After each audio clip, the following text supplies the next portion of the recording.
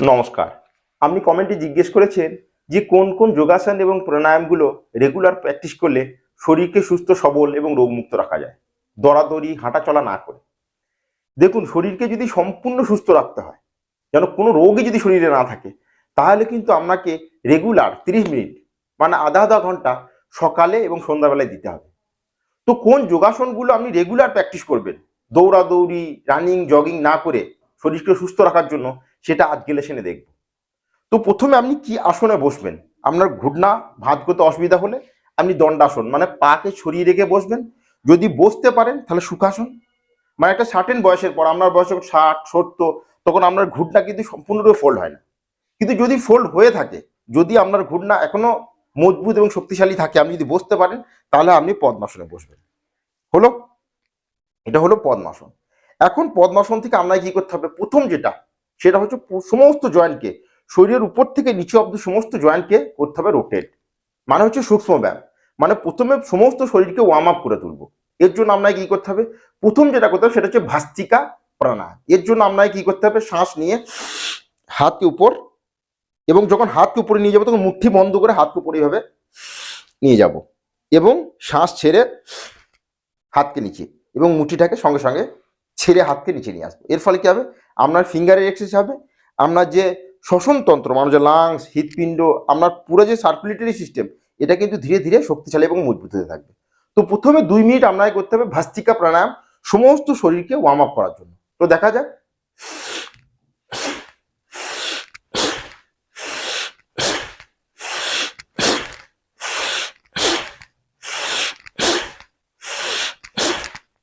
তো আপনাকে এটা করতে হবে 2 মিনিট। এরপর আপনাকে কি করতে হবে? নেক রোটেশন মানে গ্রীবা শক্তি বিকাশ। এর জন্য হাতকে এইভাবে রেখে মেরুদণ্ড কিন্তু স্ট্রেট, এরপর শ্বাস নিয়ে ফুল শ্বাস নিতে হবে, এবং শ্বাসকে ছেড়ে গর্দনকে নিচে, এবং ধীরে ধীরে রোটেট করতে থাকবো। শ্বাস নিয়ে উপর এবং শ্বাস ছেড়ে নিচে, বোঝা যাচ্ছে? শ্বাস নিয়ে উপর এবং শ্বাস ছেড়ে নিচে, ধীরে ধীরে।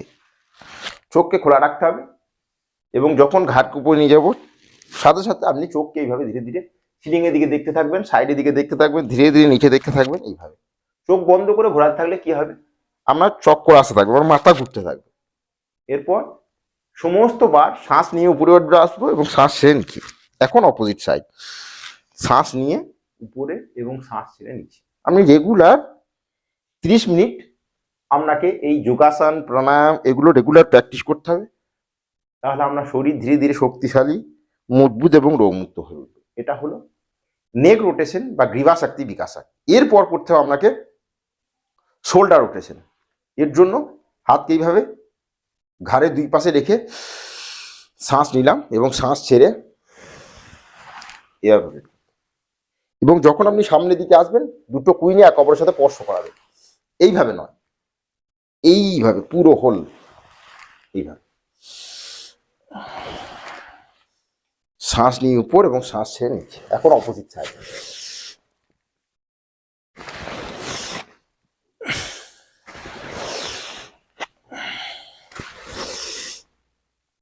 এটা হলো শোল্ডার রোটেশন। এরপর আমরা কি করতে হবে?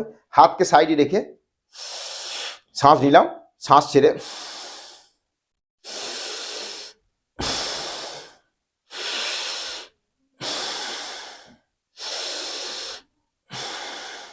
বোঝা গেছে?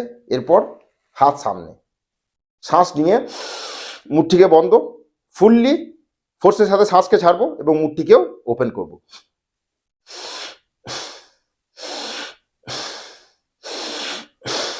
এখন রিস্টকে রোটেট করব, ধীরে ধীরে শ্বাস নিতে থাকবো, ধীরে ধীরে শ্বাসকে ছাড়তে থাকবো এবং মুঠিটাকে রোটেট করতে থাকবো।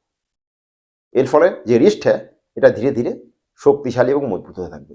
এখন অপোজিট সাইড, প্রত্যেক জয়েন্টকে 5 বার রোটেট করব। এই রোটেশন করার ফলে কি হবে? ধীরে ধীরে শ্বাস নিচ্ছি, ধীরে ধীরে শ্বাস ছাড়ছি। এর ফলে অক্সিজেনযুক্ত ব্লাড প্রতিটা সেলে ছড়িয়ে পড়বে। এরপর শরীর ধীরে ধীরে ধীরে ধীরে ওয়ার্ম আপ হতে থাকবে। তো এরপর আমরা কি করতে হবে? এটা অবশ্যই করতে হবে, এটা 60 বা 70 পর দুটো পাকে একত্রিত করে ফিঙ্গারগুলোকে ইন্টারলক করে এইভাবে স্ট্রেচ করে বসতে হবে। এটাকে বলা হয় বাদ্ধাকোনাসন বোঝা গেছে?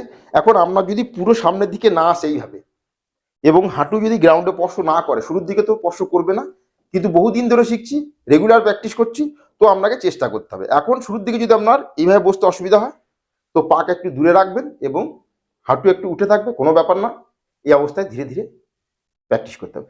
কিছুক্ষণ স্টে করার পর আপনি ধীরে ধীরে ঝাঁকুনি দিতে থাকবেন, যেমন করে বাটারফ্লাইরা ফ্লাপিং করতে থাকে পাখনাকে, এইভাবে ধীরে ধীরে আমরা ফ্লাপ করতে থাকবো। এটাকে বলা হয় তিতলি আসন বা বাটারফ্লাই পোজ। এই আসন করার ফলে আপনার কিডনির সমস্যা, আপনার পোস্টেড গ্ল্যান্ডের সমস্যা, মা বোনেদের যে পিসিওডি পিসিওএস এর সমস্যা, সমস্ত পেলভিক ফ্লোরের মাসলস ধীরে ধীরে স্ট্রং হতে শুরু করবে, এবং সমস্ত যে ফ্রিকুয়েন্ট ইউরিনেশন, ইউটিআই, সমস্ত প্রবলেম ধীরে ধীরে ধীরে ধীরে কিওর হতে শুরু করবে। তো এটাকে অবশ্যই প্র্যাকটিস করতে হবে। বোঝা গেছে?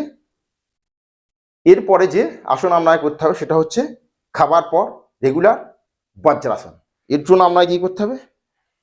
এইভাবে বহুবার শেখা হয়েছে, দুটো পায়ের মধ্যে কোনো গ্যাপ নেই। আমি পেছন দিক থেকে একবার দেখাই।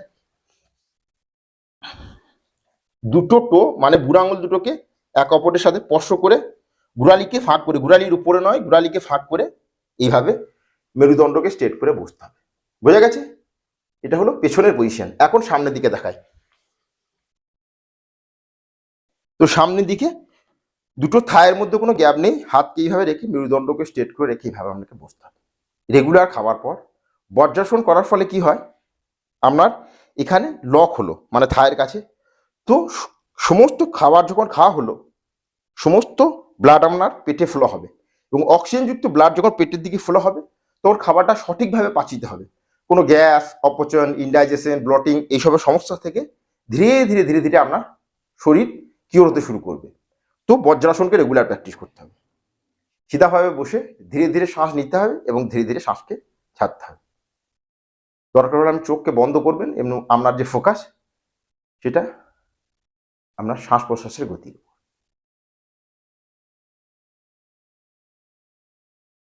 রেগুলার খাবার পর 5 মিনিট বজ্রাসনে বসা অভ্যাস করবেন। এরপরের যে আসন আপনাকে করতে হবে সেটা হচ্ছে মুন্ডুকাসন। মুন্ডুকাসন রেগুলার প্র্যাকটিস করতে হবে। এর ফলে আপনার যে ডায়াবেটিস, আপনার গ্যাসের সমস্যা, আপনার ইনডাইজেশন, সমস্ত কিছু সমস্যা ধীরে ধীরে ধীরে ধীরে কিওর হবে। রেগুলার আপনাকে করতে হবে মুন্ডুকাসন। এর জন্য আপনাকে কি করতে হবে? শ্বাস নিতে হবে, হাতকে এভাবে মুঠি বন্ধ করে নাভির দুই পাশে রেখে শ্বাস নিয়ে ধীরে ধীরে শ্বাস ছেড়ে সামনের দিকে ঝুঁকতে হবে। এটাকে বলা হয় মুন্ডুকাসন। আমি সাইড থেকে দেখ, মুঠি বন্ধ করে নাভি দুই পাশে রেখে শ্বাস নিয়ে এইভাবে মেরুদণ্ডকে বাঁকিয়ে নয়, কিন্তু আপনাকে মেরুদণ্ড থাকবে স্ট্রেট, ধীরে ধীরে ধীরে ধীরে এইভাবে সামনের দিকে ঝুঁকতে হবে। এবং রেগুলার যদি প্র্যাকটিস করেন তাহলে আপনার মাথা এইভাবে ধীরে ধীরে গ্রাউন্ডে স্পর্শ করবে। আপনাকে প্রত্যেক আসনকে 3 থেকে 5 বার প্র্যাকটিস করতে হবে এবং প্রত্যেকবার 15 to 30 সেকেন্ড হোল্ড করতে হবে এবং শ্বাস নিয়ে উঠে আসতে হবে। বোঝা গেল? এটা হচ্ছে মুন্ডুকাসন।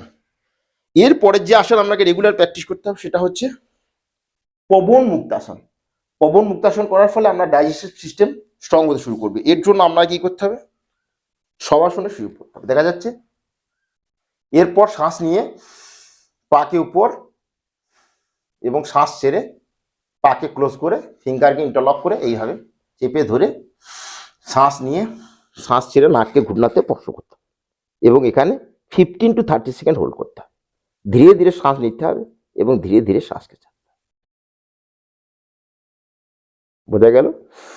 শ্বাস নিয়ে শ্বাস ছেড়ে পাকে উপরে এবং গ্রাউন্ডে রেখে রিল্যাক্স। এটা হলো পবন মুক্তাসন। শ্বাস নিয়ে শ্বাস ছেড়ে রিল্যাক্স। এবং একটা ক্রিয়া আপনাকে রেগুলার প্র্যাকটিস করতে হবে, সেটা হচ্ছে অনুলোম বিলোম ক্রিয়া। আপনাকে এই যে প্রাণায়াম এবং যোগাসন শিখাচ্ছি, এটা কিন্তু রেগুলার প্র্যাকটিস করতে হবে। রেগুলার যদি আপনি প্র্যাকটিস করেন, এই যে 3টে আসন আমি দেখালাম, বজ্রাসন, মুন্ডুকাসন এবং পবন মুক্তাসন, এখন একটা ক্রিয়া হচ্ছে সেটা হচ্ছে কপালভাতি ক্রিয়া। এর জন্য আপনাকে পদ্মাসনে বসতে হবে। পদ্মাসনে বসতে না পারলে আপনি বসবেন সুখাসন মানে কমফোর্টেবল পোজ। ঠিক আছে? এখন শিখে নেবেন আগের ভিডিও লেসনগুলোতে কেমন করে পদ্মাসনে বসতে হয়। হাতকে জ্ঞান মুদ্রা বা চিন মুদ্রা রেখে ইন্ডেক্স ফিঙ্গার এবং থাম একত্রিত করে এইভাবে রেখে মেরুদণ্ডকে স্ট্রেট করে মানে সিধাভাবে বসতে হবে। শরীরের কোনো নাড়াচাড়া বা হেলাডোলা করলে চলবে না এবং ধীরে ধীরে প্রত্যেক সেকেন্ডে একটা করে স্ট্রোক দিতে হবে। তো দেখা যাক।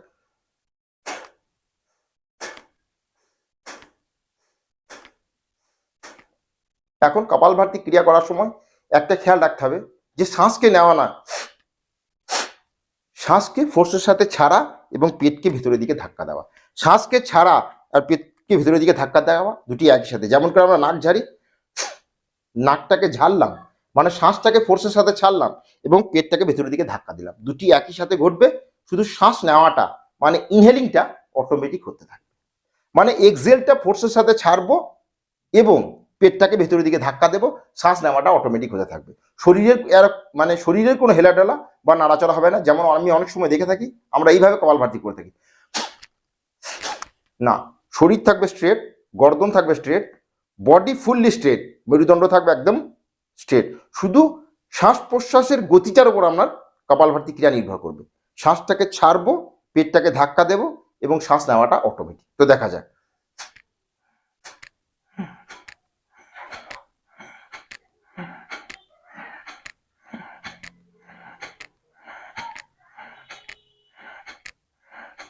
রেগুলার 5 মিনিট, সকালে 5 মিনিট এবং বিকালে 5 মিনিট রেগুলার কপালভাতি ক্রিয়া। এরপরের যে প্রাণায়াম আপনাকে করতে হবে সেটা হচ্ছে অনুলোম বিলোম। আপনার উচ্চ রক্তচাপের সমস্যা, আপনার অনিদ্রার সমস্যা, আপনার মাইন্ড জনিত যে সমস্যাই থাকুক সমস্ত সমস্যা ধীরে ধীরে কিওর হবে শুধু অনুলোম বিলোম প্রাণায়ামকে করে। কপালভাতি ক্রিয়া আপনার ডাইজেস্টিভ সিস্টেমকে স্ট্রং করার জন্য, আপনার পেলভিক ফ্লোরের মাসেল, আমরা যে ইন্টারনাল অর্গানগুলো রয়েছে লিভার, স্টোমাক, আপনার লার্জ ইন্টেস্টাইন, স্মল ইন্টেস্টাইন, আপনার প্যানক্রিয়াস, আপনার গল ব্লাডার, আপনার কিডনি, এই সমস্তকে মজবুত শক্তিশালী করার জন্য হচ্ছে কপালভাতি ক্রিয়া। আর অনুলোম বিলোম ক্রিয়া হচ্ছে আপনার মাইন্ড, আপনার ডিপ্রেশনে ভুগছেন, আপনার অনিদ্রা, ঘুমাচ্ছেন কিন্তু ঘুম আসতে থাকছে না, ওভার থিঙ্কিং, বিভিন্ন ধরনের চিন্তা করতে থাকেন, এই সমস্ত সমস্যাকে নির্মূল করবে শুধু অনুলোম বিলোম প্রাণায়াম। কিন্তু আমি আগেও বলেছি, প্রত্যেকবার বলবো, আবারও বলবো, এই যে যোগাসন বা ক্রিয়া এটা একদিনের ব্যাপার নয়।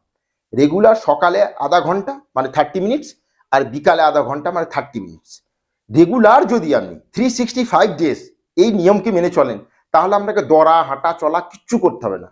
শুধু প্র্যাকটিস করলে আপনার শরীর 100% রোগমুক্ত থাকবে। যদি রোগ না থাকে তাহলে কোনোদিন কোনো রোগ হবে না, আর যদি রোগ হয়ে থাকে তাহলে ধীরে ধীরে ধীরে ধীরে ধীরে ধীরে কিওর হতে শুরু করবে। সেটা যে রোগী হোক, সেটা ডায়াবেটিস হতে পারে, সেটা আপনার থাইরয়েডের সমস্যা হতে পারে, সেটা আপনার ইনডাইজেশন প্রবলেম হতে পারে, সেটা আপনার প্রোস্টেট গ্ল্যান্ডের সমস্যা হতে পারে, আপনার লিভার, কিডনি, যে সমস্যায় থাকুক সমস্ত সমস্যা কিওর হবে এই 3টে যোগাসন এবং একটা ক্রিয়া এবং একটা প্রাণায়াম। তো দেখবো অনুলোম বিলোম প্রাণায়াম। লেফট হাতের যে মুদ্রা সেটা হচ্ছে ইন্ডেক্স ফিঙ্গার এবং থাম, এই দুটিকে একত্রিত করে হাঁটুর উপর এইভাবে রাখলে এটাকে বলা হয় পদ্মাসনে জ্ঞান মুদ্রা বা চিন মুদ্রা। সমস্ত প্রাণায়ামের নিয়ম হচ্ছে মেরুদণ্ড থাকবে স্ট্রেট এবং রাইট হাতে যে মুদ্রা সেটা হচ্ছে বিষ্ণু মুদ্রা। অনেকবার শেখা হয়েছে, আপনার যদি অসুবিধা হয় আপনি ছবিতে দেখে নেবেন যে কেমন করে মুদ্রাগুলো লাগাতে হয়, আপনি ছবি দেখুন। এখন মেরুদণ্ডকে স্ট্রেট করে প্রত্যেকবার বাঁ হোল দিয়ে নেবো, মানে বাঁ ছিদ্র দিয়ে নিয়ে রাইট ছিদ্র দিয়ে ছাড়বো এবং রাইট ছিদ্র দিয়ে নিয়ে লেফট ছিদ্র দিয়ে ছাড়বো। মানে আমাদের যে লেফট ছিদ্র রয়েছে এই লেফট ছিদ্র দিয়ে ধীরে ধীরে ধীরে ধীরে শ্বাসকে নেব এবং রাইট ছিদ্র দিয়ে ছাড়বো এবং যেদিকে ছেড়েছিলাম রাইট ছিদ্র দিয়ে ছেড়েছিলাম তো রাইট ছিদ্র দিয়ে নিয়ে ফির লেফট ছিদ্র দিয়ে ছাড়বো। বোঝা গেছে? মানে লেফট দিয়ে নিয়ে রাইট দিয়ে ছেড়ে রাইট দিয়ে নিয়ে লেফট দিয়ে ছাড়া, এটা হচ্ছে ওয়ান সার্কেল মানে এক আবর্তন। বোঝা গেছে? এখন দেখা যাক এটাকে আপনাকে রেগুলার 2 মিনিট করতে হবে। মেরুদণ্ডকে স্ট্রেট রেখে রাইট হোলকে ধীরে এসে বন্ধ করে লেফট ছিদ্র দিয়ে ধীরে ধীরে শ্বাস নেব, ধীরে ধীরে, এবং রাইট ছিদ্র দিয়ে ধীরে ধীরে ধীরে ধীরে ছাড়ব।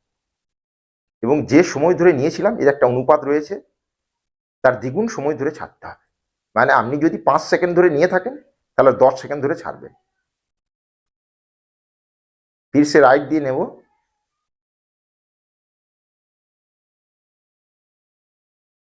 এবং লেফট দিয়ে ছাড়ব।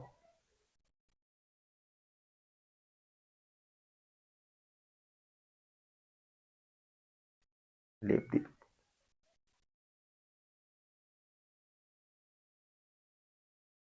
এবং রাইট দিয়ে ছাড়ব।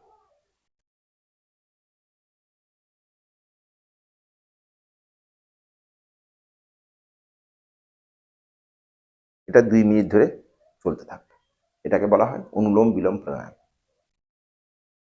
ধীরে ধীরে চোখকে খুলবো। তো বোঝা গেছে, রেগুলার আপনাকে প্রথমে সূক্ষ্ম ব্যায়াম 2 থেকে 5 মিনিট, তারপরে আপনাকে করতে হবে ভস্ত্রিকা প্রাণায়াম 2 মিনিট, তারপরে করতে হবে 3টি আসন, বজ্রাসন, মুন্ডুকাসন এবং পবন মুক্তাসন। তারপর করতে হবে আপনাকে কপালভাতি ক্রিয়া এবং সবশেষে করতে হবে আপনাকে অনুলোম বিলোম প্রাণায়াম। আপনাকে কোনো কিছু করতে হবে না, না রানিং, না জগিং, না জিমিং, না সুইমিং, শুধু এই যোগাসনগুলো রেগুলার প্র্যাকটিস করবেন। আমি গ্যারান্টি দিচ্ছি 70 থেকে 100 পর্যন্ত আপনি নিরোগী এবং একদম শরীরকে সুস্থ সবল মজবুত এবং রোগমুক্তভাবে আপনি জীবনযাপন করতে পারবেন। তো শরীরের যত্ন নেবেন। আজকে এইটুকুই। Thank you, take care, goodbye এবং স্টে হেলদি। নমস্কার, থ্যাংক ইউ।